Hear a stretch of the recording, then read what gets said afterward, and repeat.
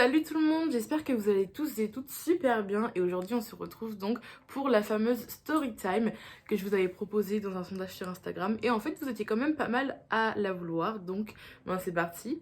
Normalement le titre c'est quelque chose du style perdu à l'étranger, donc j'ai deux histoires à vous raconter parce que je me suis perdue deux fois dans deux pays différents et dites-vous que je suis encore capable de me perdre dans ma propre ville dans laquelle j'habite depuis des années.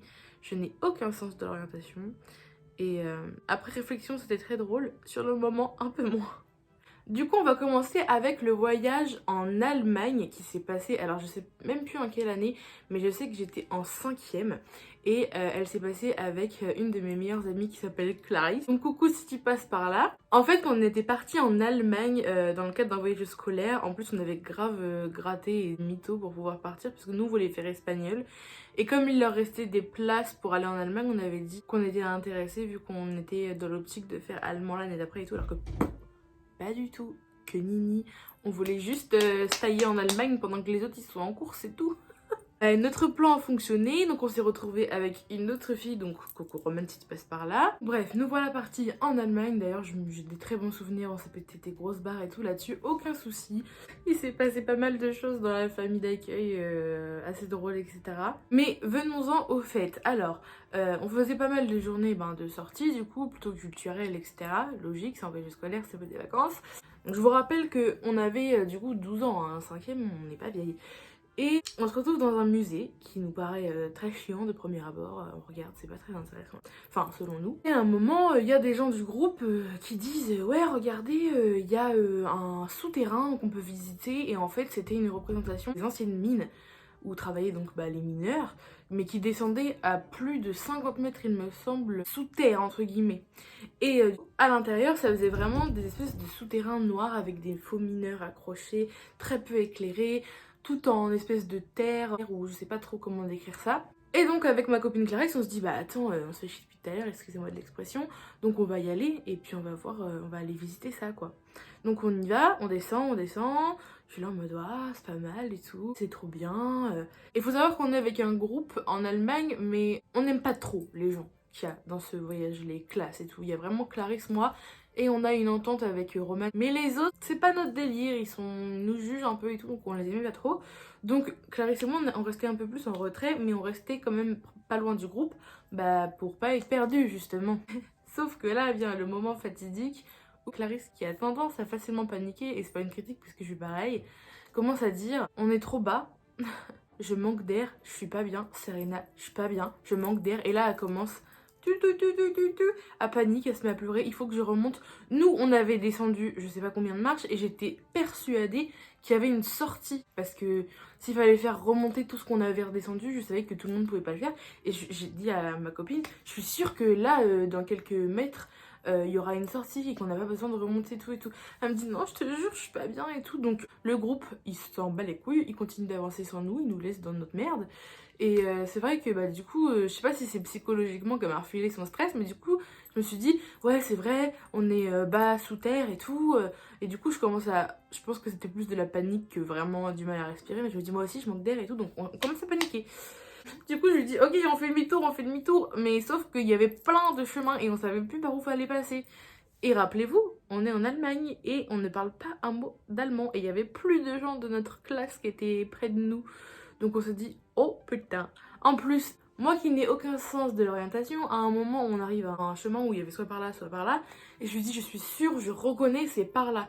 Elle me fait, t'es sûre et tout? Oui, je suis sûre. On a pris la direction.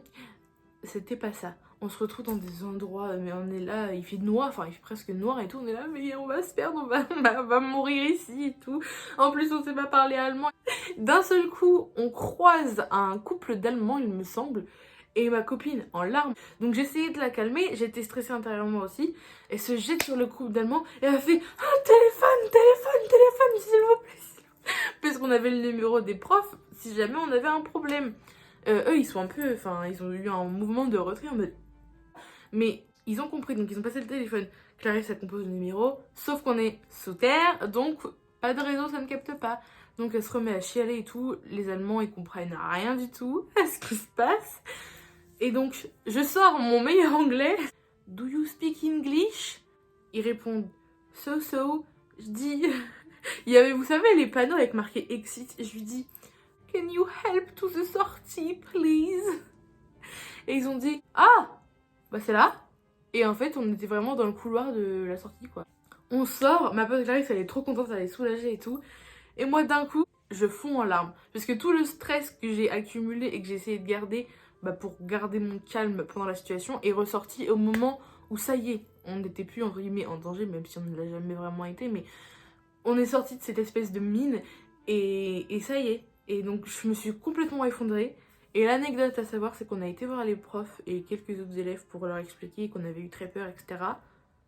Je vous jure, j'ai jamais vu des gens s'en battre autant les couilles. J'étais encore en pleurs devant le prof et tout. Il était en mode, bon, bah vous êtes là, donc c'est bon quoi. Ah, d'accord. Donc ça, c'était la première histoire. Et on passe tout de suite au deuxième voyage de l'enfer, puisque cette fois-ci, je ne me suis non pas perdue avec une copine, mais perdue toute seule. Donc là, on est en 2016, il me semble. J'ai 14-15 ans, 15 ans, il me semble. Et dans le cadre de ma seconde aide à la personne, ils ont organisé un voyage scolaire en Espagne. Donc là, on était trop refait. On se tape 18 heures de bus pour aller jusqu'à Barcelone, mais en vrai j'ai des graves bons souvenirs.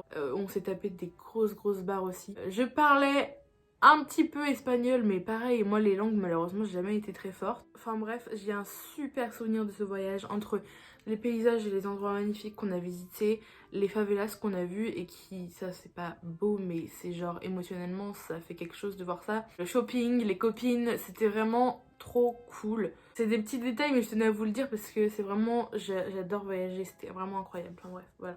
Donc un jour on avait ce qu'on appelle un temps libre. Donc ça c'est ce que j'attendais le plus en voyage scolaire parce que faire le shopping, moi j'adore. Même si à cette époque-là j'avais pas très bon goût vestimentairement parlant, mais bon, passons. On se retrouve dans, je sais plus comment ça s'appelle, mais c'est la grande allée à Barcelone, les Ramblas il me semble. Mais c'est énorme, c'est une allée qui va tout droit sur je ne sais pas combien de kilomètres. Donc il y a la grande allée du milieu, une route pour les voitures, un trottoir, une route pour les voitures, un trottoir, pour que vous voyez un petit peu comment c'est fait. Et sur cette grande allée du milieu, il y a plein de commerçants, de vendeurs de montres, de vendeurs de cartes postales et les vendeurs pour les touristes, quoi, vous voyez. Et là, ils nous disent, vous avez 45 minutes de temps libre, on se retrouve à tel endroit. Moi, je comptais carrément sur mes copines parce que je n'ai aucun sens de l'orientation, encore une fois. On se rejoint dans 45 minutes et tout. Et donc, on s'est dit avec les filles, on était donc 5, on va à H&M. Donc, on avait d'un côté Océane et Marion et de l'autre côté Léa et Adeline. Et donc, moi. Donc, on y va. Mais il faut savoir qu'il y avait entre 15 et 20 minutes de marche en fonction de comment on marchait. Aller, 15 et 20 minutes de marche retour, ce qui nous fait 5-10 minutes à peu près sur place, ce qui est vraiment pas beaucoup. Sachant que c'est pas comme un H&M en France, c'était un H&M à 4 étages. Moi, je voulais faire un 4 étages. Donc, on arrive à H&M, plus en 20 minutes qu'en 15, vu mon rythme de marche. Bref, on arrive dans ce fameux H&M. Je suis contente, je fais ma vie, en plus j'avais des sous et tout. Marion et Océane disent qu'elles préfèrent rester à deux pour faire leur shopping, donc ok. Je suis avec du coup Adeline et Léa. Et on fait notre vie, on regarde les fringues et tout. Là, Léa me dit, Serena, il va être l'heure d'y aller. Sauf que moi, j'ai plein de cintres sur chaque bras. Et je dis, mais moi, faut que j'aille essayer. Parce que je voulais pas acheter des trucs qui m'allaient pas. Elle me dit, on n'a pas le temps, on n'a pas le temps. J'ai dit, t'inquiète, je me dépêche, je reviens. Oh, je vais à la cabine d'essayage. La queue. J'essaye, j'avais beaucoup d'habits à essayer. Au final, bon, tout ça passe, mais en 15-20 minutes, je sors, je cherche mes copines et je me dis, non. Non. Elles m'ont quand même pas laissée toute seule. Donc, quand je me rends compte qu'elles sont parties sans moi, je me dis, bon, bah, tant qu'à faire, je vais quand même payer mes articles. Donc, je vais à la caisse, hola, buenos días, gracias, bye bye, tout ça. Je retourne dans la rue et là, je me mets au maximum et je trottine pendant 3 minutes. Parce que je ne peux pas plus, mon cardio ne pouvait pas faire plus. J'avais le numéro de mon professeur, donc il s'appelait Monsieur Tanguy. Problème, Serena n'avait pas prévu d'avoir le réseau à l'étranger. Et là, je suis toute seule. Et là, par contre, je commence vraiment à pleurer. Mais pas encore à grosses larmes, mais genre vraiment à stresser. Parce que des fois, il y avait la police qui était pas mal dans les rues. Mais même si j'allais voir la police, je savais pas comment demander de l'aide. Je sais demander de l'aide à peu près en anglais. Mais en espagnol, je savais pas. Ou je savais plus. On nous avait sûrement prévenu, mais je me rappelais plus. Et donc là, je me mets à faire un truc. Et j'écoute les gens. Et d'un seul coup, en plus je suis quelqu'un d'assez timide, surtout envers les hommes, je ne sais pas pourquoi. Je vois un groupe de mecs et il y avait une fille. Mon oreille, oh, des Français. Je cours vers eux, enfin sans vouloir leur faire peur, je dis excusez-moi, vous êtes français? Ils me disent oui. Je dis je suis désolée de vous déranger, je suis complètement en panique, je suis perdue, je suis en voyage scolaire, mon téléphone ne capte pas de réseau à l'étranger. J'ai le numéro de mon professeur, mais je ne peux pas appeler. Est-ce que quelqu'un pourrait me prêter son téléphone pour que je puisse les appeler s'il vous plaît? Donc il a eu un mouvement de... Enfin il m'a dit ok. Mais il a eu ce mouvement de, un peu comme les Allemands, de j'ai un peu de mal à te donner mon téléphone parce que je ne te connais pas et tu pourrais très bien être une voleuse et te barrer avec mon téléphone. Quoi qu'il avait pas grand risque, parce que vu mon cardio, encore une fois, j'aurais pas été bien loin. Donc je lui dis merci beaucoup. Donc il me tend son téléphone, je fais le numéro, j'appelle. Il décroche pas. Monsieur Tanguy ne décroche pas.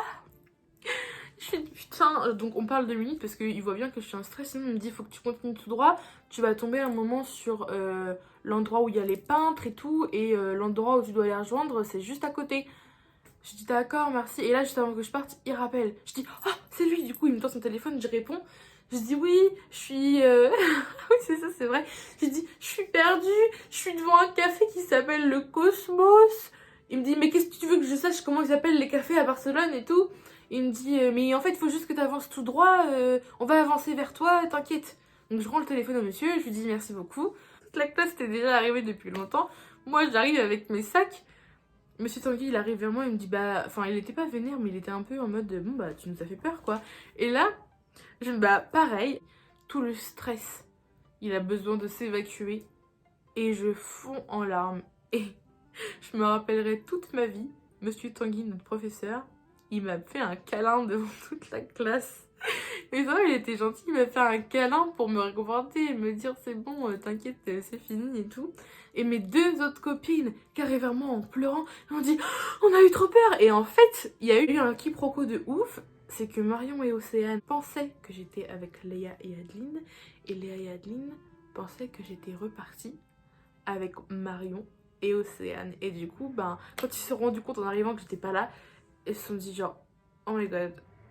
Du coup, je suis toujours là. Et voilà, je trouvais ça drôle de vous raconter ça parce que maintenant j'en rigole. Sur le coup, forcément, j'ai eu grave peur. Mais si vous partez en voyage scolaire ou en voyage tout court, essayez un maximum de rester en groupe ou au moins à 2. Parce que se retrouver tout seul perdu dans un pays, surtout si vous parlez pas bien la langue et qu'en plus vous avez pas de réseau ou que vous n'avez pas pris comme moi de quoi capter à l'étranger, c'est toujours bien de ne pas être seul. Petit conseil du coup, petite morale de cette histoire. Donc j'espère que la vidéo aura été à la hauteur de vos attentes. Je vous retrouve très prochainement pour une nouvelle vidéo. Je vais essayer d'être plus active parce que j'ai vraiment envie de poster en ce moment et j'ai un peu plus de temps. Et je sais que certaines personnes m'ont dit que c'était dommage qu'on me voit pas assez sur YouTube. Donc bah j'ai fait une vidéo hier, j'en ai refait une aujourd'hui et j'en ferai une très certainement dans quelques jours puisque ma grande commande chain va arriver. Donc voilà. Je vous fais de très gros bisous et je vous dis à la prochaine pour une nouvelle vidéo.